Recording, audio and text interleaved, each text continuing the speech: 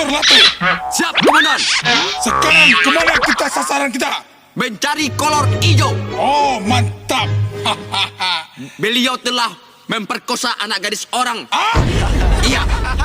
Oh, patutlah ya. Oleh karena itu, kita harus menangkapnya sekarang juga. Sekarang kita ke sana. Ayo.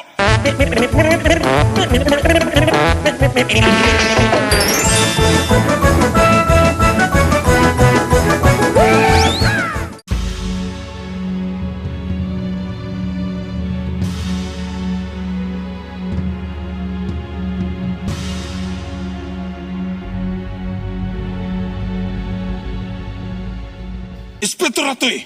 Ya, Komandan. Batu nak ko rumah kolor hijau. Kok sadu kolor nak tanjamu warna nak ado na hijau doh. Nggak jalan tu doh. Kita pada soja dulu. Deh nah.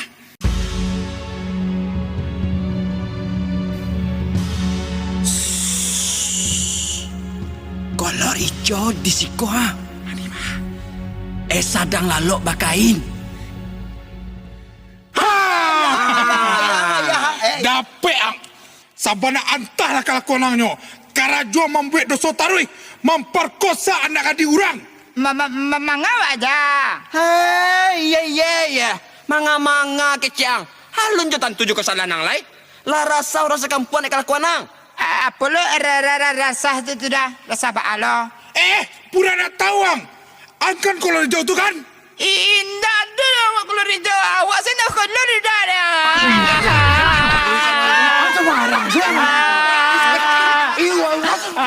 Itu mengecek sama ketek lu. Ini mamak dan nang.